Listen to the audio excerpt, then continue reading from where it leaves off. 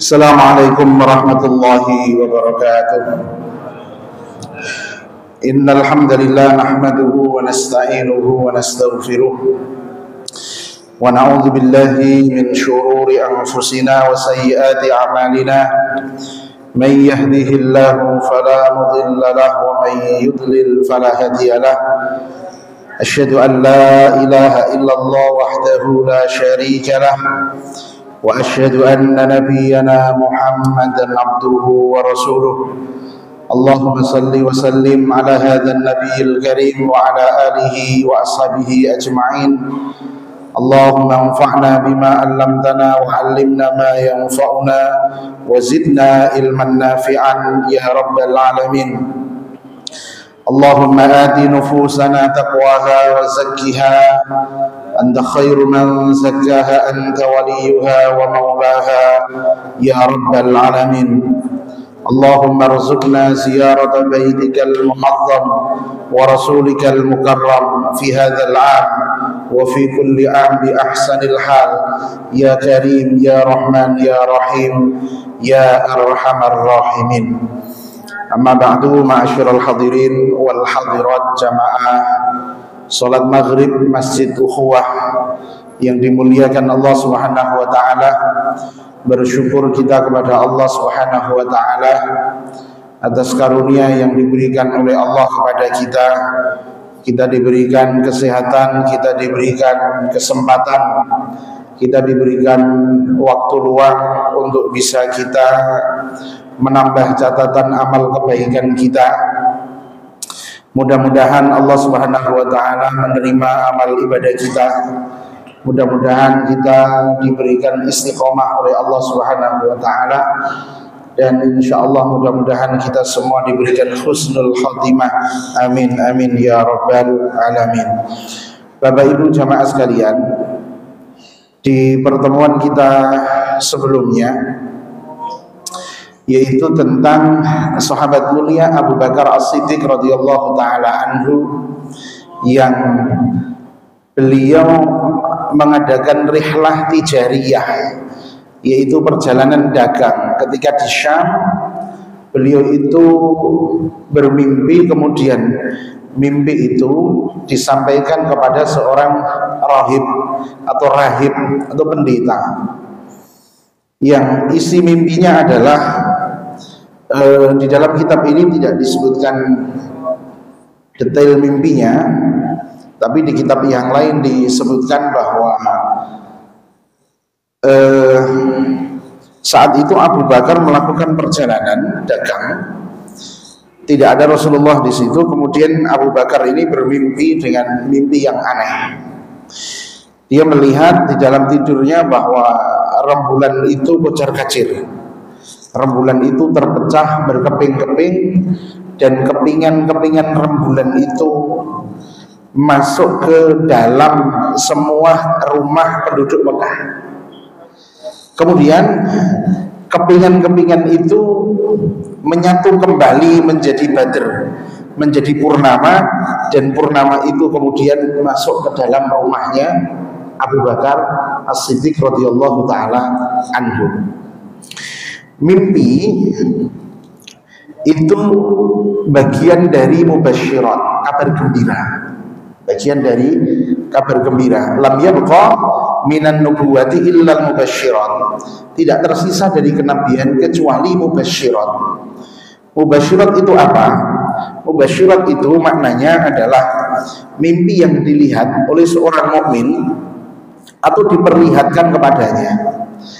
Di dalam syariat Islam, pembahasan tentang mimpi itu ada bab tersendiri. Bahkan ada satu kitab itu judulnya Tafsirul Ahlam, judulnya tafsir mimpi. Ini bukan primbon, bukan primbon betal jemur.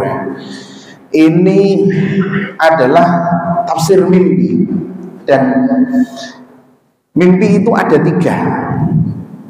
Mimpi itu ada tiga.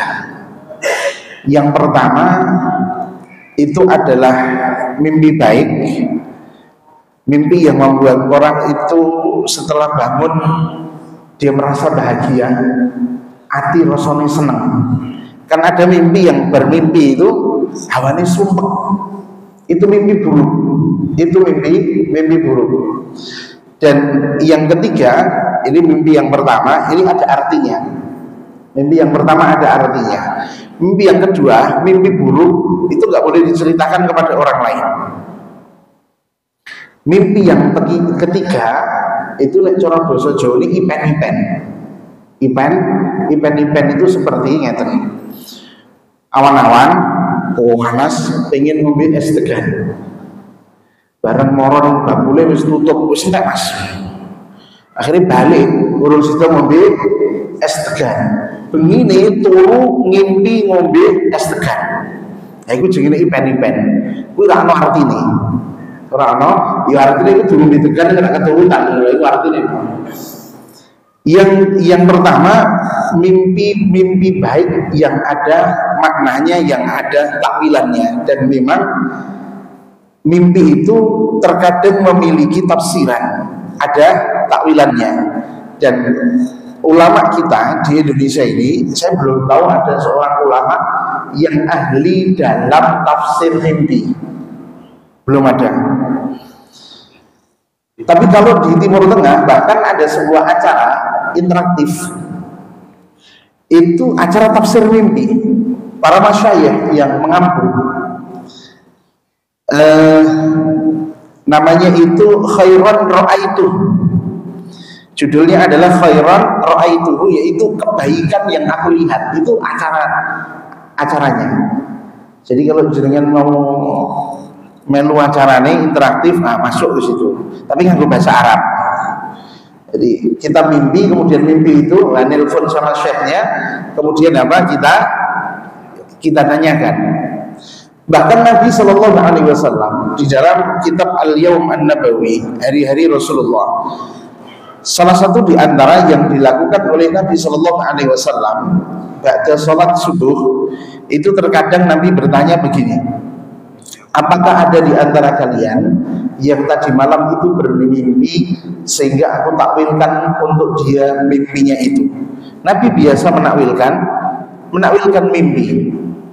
Dan mimpinya orang beriman itu harus ditakwilkan dengan takwilan yang baik. Karena biasanya mimpi itu akan terjadi sesuai dengan takwilannya. Jadi kalau misalnya kok ada orang bermimpi, orang beriman bermimpi, ditakwilkan, maka ditakwilkannya itu mestinya dengan takwilan yang baik. Meskipun tak nyambung. Meskipun tidak nyambung. Pernah ada seorang wanita yang datang kepada Rasulullah Sallallahu Alaihi Wasallam. Kemudian wanita itu bertanya begini, ya Rasul, saya ini bermimpi. Saya bermimpi bahwa jadi wanita ini suaminya itu pergi merantau dan dia dalam keadaan hamil. Dia keadaan hamil, suaminya pergi. Kemudian dia bermimpi, dalam mimpinya itu dia melihat bahwa tiang rumahnya itu patah. Inna sariyata baiti inkasarat. Tiang rumah saya patah dan aku melahirkan anak yang juling, akwar. Kata Nabi Sallallahu Alaihi Wasallam, khair insyaallah, insyaallah baik, bojomu bakal balik nggo duit akeh. Badine akeh dan kamu akan melahirkan anak sing soleh gitu. Besoknya mimpinya sama, tanya lagi sama Rasul, jawabin Rasul sama terus. Baik insyaallah nanti suamimu pulang selamat, duit akeh, ngelahirkan anakmu jadi anak sing soleh. Wasatalidina waladan solihan. Nah kemudian suaminya balik selamat, gak badi akeh, dia melahirkan anak juga selamat sehat jadi anak soleh. Kemudian suaminya pergi lagi, jadi meteng meneh, ibu rumah suwe mulai, jadi tinggal merantau meneh, meteng meneh. Kemudian dia mimpi dengan mimpi yang sama. Datang ke rumah Rasulullah. Rasulullah boten terdalem. Sing terdalem niku garwane yaitu Aisyah. Kemudian ditanya sama Aisyah, "Apa hajatmu yuk?" Sampai Rasulullah dugi mawon. Dinteni gitu. Kata Aisyah, "Enggak, ceritakan padaku, apa hajatmu?" Akhirnya dipaksa sama Aisyah, "Saya mau nanyakan mimpi." "Apa mimpimu?" "Nunggu Rasulullah saja." Aku ya iso. Aku ya iso. Apa mimpimu? Akhirnya dia cerita kepada Aisyah. Kemudian ceritanya seperti tadi, tiang rumahnya itu patah, dia melahirkan anak yang juling. Kata Aisyah, ini takwilannya Aisyah, lihat. Aisyah mengatakan, "Wah, bojomu mati. Bojomu mati. Wasatalidina waladan fajiron, dan kamu akan melahirkan anak sing lacut." Jenengan ngerti bahasa lacut betul? Fajirin nuakal dua blek ahli maksiat, ini lacut.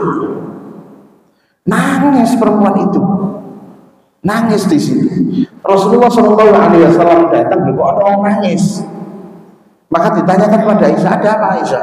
Dia mimpi. Kemudian takwilannya, mimpinya aku takwilkan. "Loh, apa takwilanmu?" "Takwilan saya begini."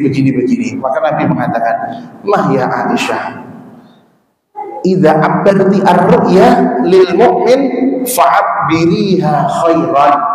Kalau kamu itu mentakwilkan mimpi untuk orang yang beriman, maka takwilkanlah dengan takwilan yang baik. Kalau kita bandingkan takwilannya Rasul dengan takwilannya Aisyah, jadi kita lebih mantuk takwilannya Aisyah. Iya kan? Takwilannya Aisyah, tiang rumah kok patah. Tiang rumah ini siapa? Tiang di dalam rumah adalah suami kan? Lebih pas itu. Lah kalau patah, ayo mati. Dan kamu akan melahirkan, dan dia melahirkan anak yang juling, akwar dalam bahasa Arabnya. Dan akwar itu salah satu di antara sifatnya dajjal. Makanya ini takwilannya Aisyah, ini loh yang makhluk. Tapi kalau kita menakwilkan mimpi untuk orang beriman, takwilannya takwilan sing apik. Takwilannya Rasul itu kira-kira begini. Kalau kenapa tadi suaminya itu selamat buat duit akeh, jadi wong mek tiang omahe iki patah, gendane ambrol kabeh koyo rezeki sing tiba saka langit. Tiba saka langit. Lah akwar itu maknanya juling. Maksudnya adalah akwarun minadz-dzunubi wal ma'asi, akwar dari melihat kemaksiatan dan dosa, hatta la yanzuru ilaihima. Jadi itu juling dari maksiat dan dosa sehingga tidak melihat pada keduanya. Nah, maka di dalam syariat Islam menakwilkan mimpi, menafsirkan mimpi itu pakai Quran dan hadis. Pakai Quran dan hadis, bukan pakai primbon, bukan pakai primbon. Tapi ya karena di kita belum ada ahlinya, ahli dalam menafsirkan mimpi. Dan juga pakai firasah. Firasah itu firasat. Firasatnya mukmin, semakin orang itu imannya kuat, maka firasatnya itu semakin tepat. Firasatnya semakin tepat. Di zamannya Umar bin Khattab radhiyallahu taala anhu, ketika ada pencuri yang ketangkap, kemudian mau ditegakkan potong tangan. Kemudian orang itu mengatakan, dia bersumpah, "Demi Allah, ini baru pertama kali saya mencuri. Ini baru pertama kali saya mencuri," kata dia. Kemudian Umar bin Khattab juga bersumpah, "Demi Allah, ini bukan pertama kali kamu mencuri." Maka Utsman, "Lho kok Umar kok apa ini tahu bejawi wong kuwi nyolong gitu kan? Ini bukan yang pertama kalinya." Akhirnya sudah ditegakkan hukum potong tangan kepada orang tadi. Utsman masih penasaran. Maka yang dipotong tangan tadi didatangi sama Utsman, maka ditanya, "Wis ngene Kang, bacot tangan wis putul, wis dipotong, saiki ngaku mau jujur, kowe nyolong wis ping pira? Terus dia ngomong, aku wis nyolong ping 20 aku. Nyolongnya wis ping 20. Kok Umar ngerti? Umar kok tahu ngerti ini saking endi? Pakai apa? Firasat. Kenapa? Karena Allah Subhanahu wa taala tidak akan mengazab hambanya. Tidak akan mengazab hambanya yang berbuat dosa untuk pertama kalinya. Tapi mesti nek ana maling kecekel ngakuni iki nembe pertama, Pak. Kula kepepet niki nembe pertama, ojo ngandel.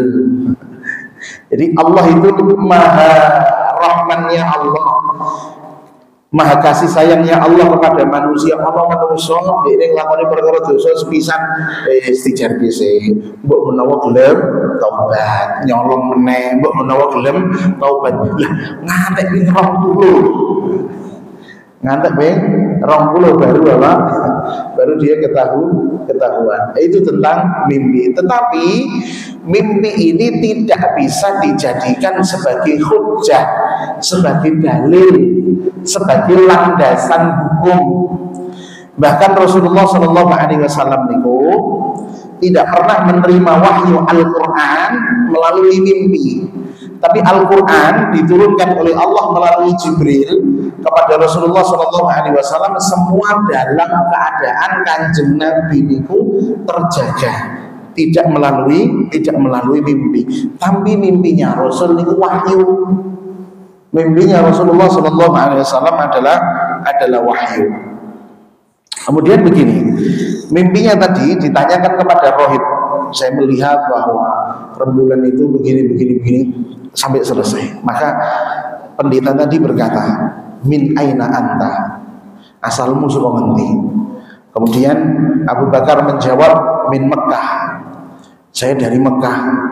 Min ayyiha, dari kabilah mana? Kemudian Abu Bakar mengatakan dari Quraisy. Fa ayyu syai'in anti, pekerjaanmu apa, profesimu apa? Kemudian dia menjawab, tajir. Tajir itu bakulan, tajir itu pedagang. Nek tajir bahasa Indonesia iki sugih.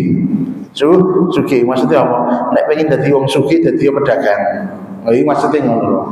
Ya tak adek ngaduk lah iki. Jadi tajir itu maknanya pedagang. Tapi nek dalam bahasa Indonesia tajir itu maknanya kaya raya. Qala rahib itu berkata, in sadaqallahu ru'yak fa innahu yab'atsu bi nabiyyin min qaumik. Kalau Allah itu mengijabahi mimpimu itu, kalau mimpimu itu memang benar, maka Allah akan mengutus seorang nabi dari kaummu.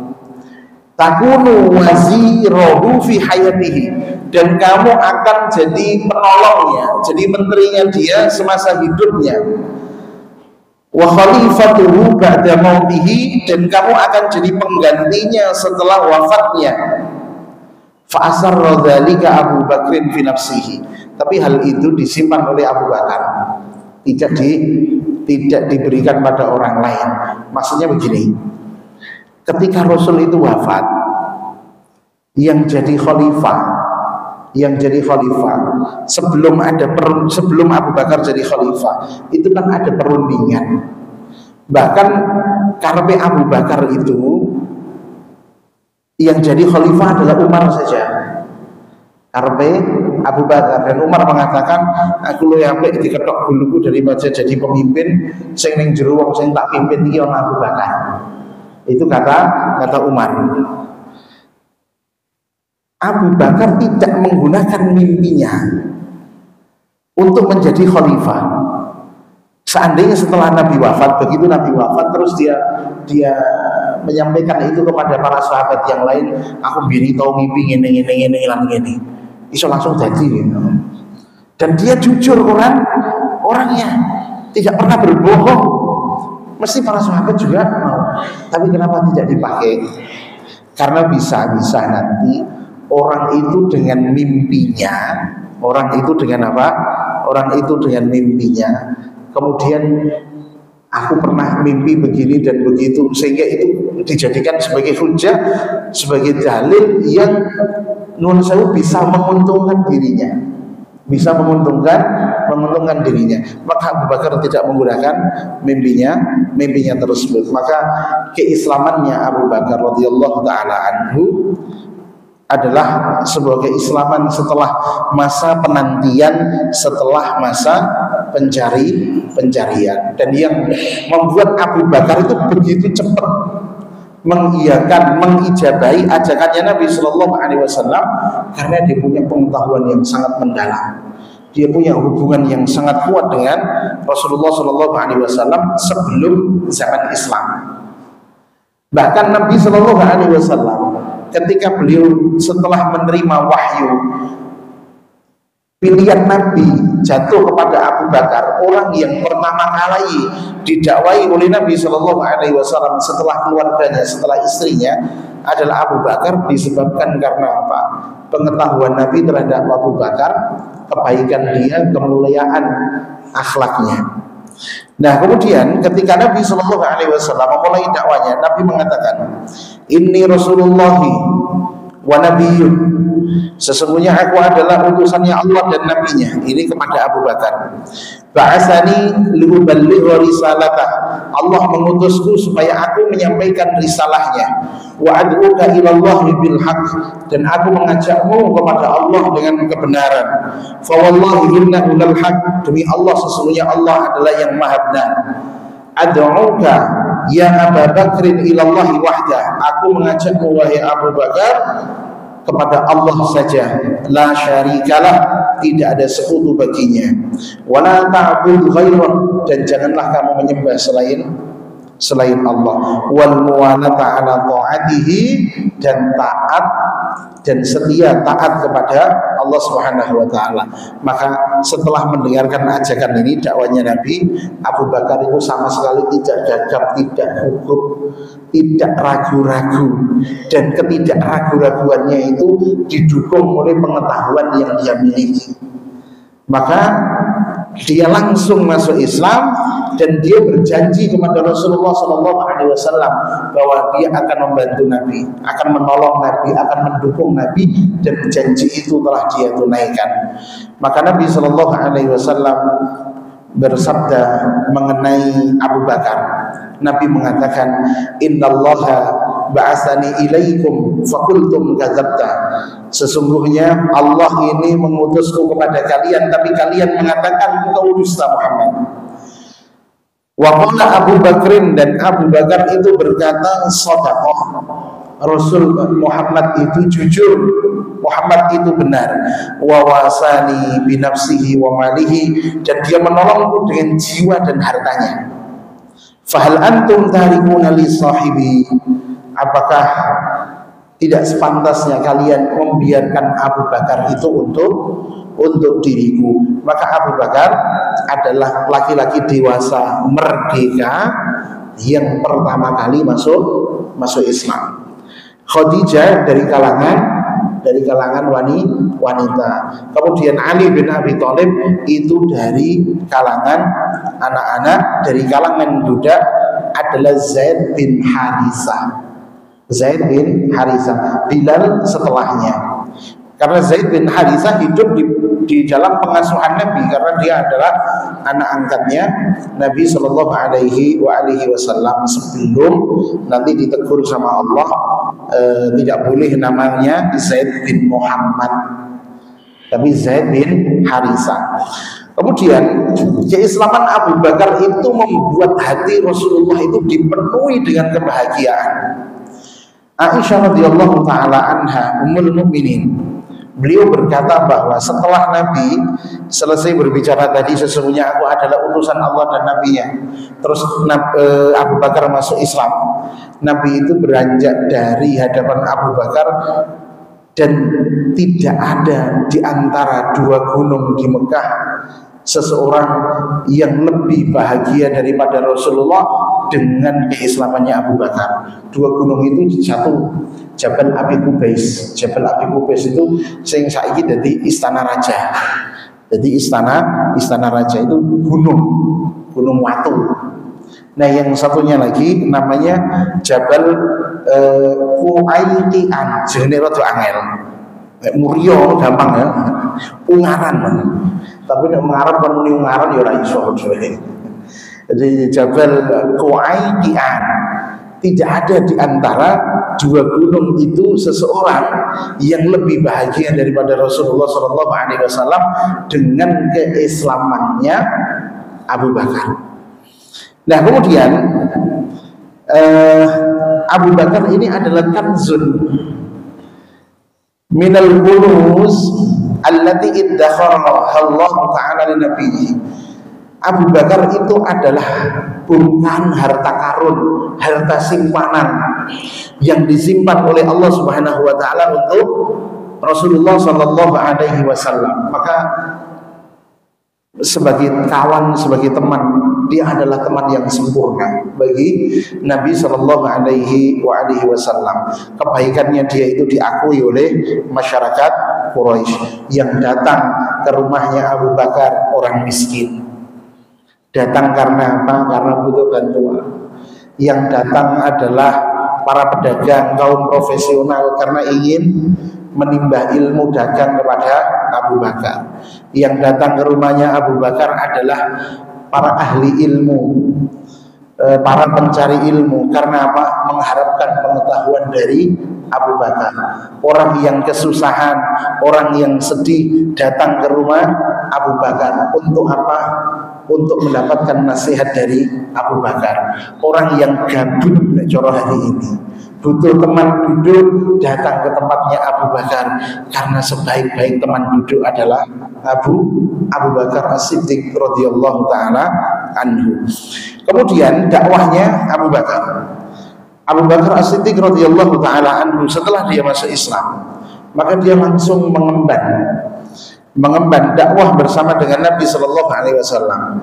Dan dia belajar dari Rasulullah bahwa Islam itu adalah agama beramal. Islam itu agama dakwah. Islam itu agama jihad. Dan keimanan itu tidak sempurna sehingga seseorang itu merelakan jiwanya, merelakan apa yang dia miliki semata-mata untuk Allah Subhanahu wa taala. Allah berfirman, "Qul inna salati wa nusuki wa mahyaya wa mamati lillahi rabbil alamin." Katakanlah, sesungguhnya salatku, nusuk itu ibadahku, hidupku dan matiku adalah untuk Allah Subhanahu wa taala Rabbul alamin. Maka beliau banyak melakukan aktivitas dakwah. Dimanapun Abu Bakar itu berada, maka di situ dia selalu membawa perubahan pada kebaikan. Dan aktivitas dakwahnya dia banyak sekali menguntungkan Islam. Maka Abu Bakar adalah teladan hidup dalam mempraktekkan firman Allah Subhanahu wa taala, ud'u ila sabili rabbika bil hikmati wal mau'izatil hasanah wajadilhum billati hiya ahsan inna rabbaka huwa a'lamu biman dhalla an sabili wa huwa a'lamu bil muhtadin. Ajaklah manusia kepada jalan Rabbmu dengan hikmah dan dengan mau'izah hasanah. Mau'izah itu nasihat. Mau'izah hasanah bukan maidu hasanah. Oh hasanah kok tipe itu. Maidu paling gampang wong tukang paling gampang tukang maidu, enggak butuh pengalaman. Wajadilhum billati hiya ahsan, dan bantahlah mereka dengan cara yang baik. Ini adalah Abu Bakar As-Siddiq radhiyallahu taala anhu. Dan buah dari dakwanya Abu Bakar adalah orang-orang pilihan di zamannya itu masuk Islam melalui Abu Bakar As-Siddiq radhiyallahu taala anhu.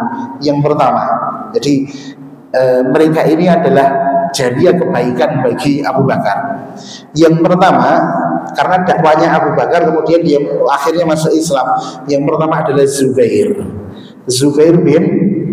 bin Awam. Siapakah Zubair bin Awam?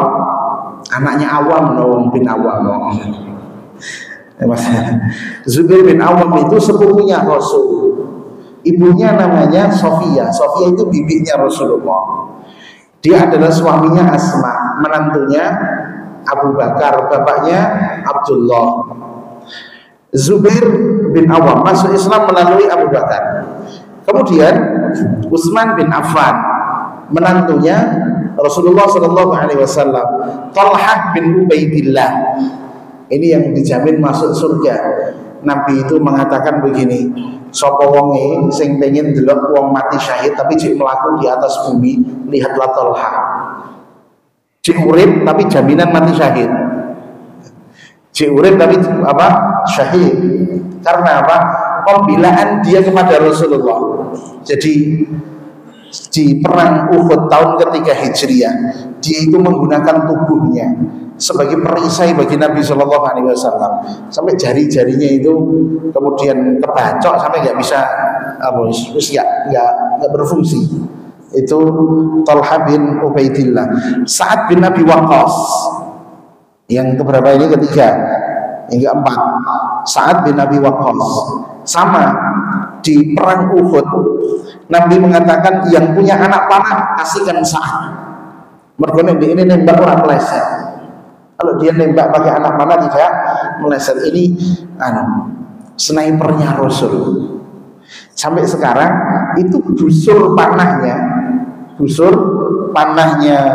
Sa'ad bin Abi Waqqas itu masih tersimpan di museum di Madinah, Museum Dar Al-Madinah. Tapi nek wong Indonesia nek umroh ora seneng ning museum, Pak. Perkara nggon blonjo.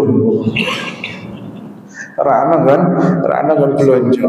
Karena waktu saya ke situ ora ana wong Indonesia kejaba sak grup kuwi.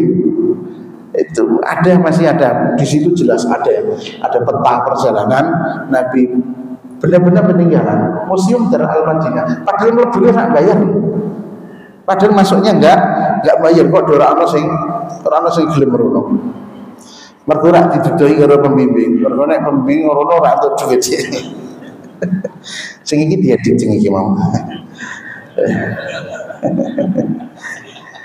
Jadi mau tekan di malah. Sa'ad bin Abi Waqqas. Kemudian Utsman bin Maz'un. Utsman bin Maz'un itu sahabat yang pertama kali dimakamkan di Jannatul Baqi'. Di Jannatul Baqi'. Tahun kedua Hijriah. Utsman bin Maz'un. Utsman bin Maz'un ini siapa? Anak Maz'un, enggak ini maksudnya. Dia adalah iparnya Umar. Karena Umar itu menikah dengan saudarinya dia. Jadi dia yang pertama kali meninggal di Madinah dari kalangan Muhajirin, dan yang pertama kali dimakamkan di Jannatul Baqi'. Abu Ubaidah bin Al-Jarrah, julukannya adalah Aminu hadhil ummah, orang terpercayanya umat ini. Karena ketika orang-orang Nasrani dari Najran, daerah Yaman sana, datang ke Madinah, kemudian berdebat dengan Nabi Shallallahu Alaihi Wasallam tentang Nabi Isa, dan ada di surat Ali Imran itu. Kemudian sampai Nabi Muhammad kata Allah, kalau mereka setelah datang kepadamu penjelas tentang Isa, tentang Maryam, kok mereka itu masih berpaling, maka ajaklah mereka bermubahalah. Ajaklah mereka bermubahalah, sumpah-sumpahan, sapa sing bener, sing salah entuk laknati Allah. Akhirnya mereka ini bisik-bisik, ora usah. Mergo tidaklah ada suatu kaum yang bermubahalah dengan Nabi melainkan kaum itu binasa. Akhirnya mundur mereka. Padahal jane api ini wis ngerti nek kuwi Nabi, nek Muhammad kuwi Nabi. Tapi karena apa? Karena kesombongan yang menutupi hatinya sehingga tidak mau menerima Rasulullah itu sebagai Nabi. Dan mereka bayar jizyah. Nah, yang diutus oleh Nabi Shallallahu Alaihi Wasallam ke tempat mereka adalah Abu Ubaidah, Aminu hadhil ummah, aminnya umat ini, begitu. Dan dia nanti yang juga menggantikan Khalid bin Walid sebagai komandan perang di zamannya Umar bin Khattab radhiyallahu taala anhu.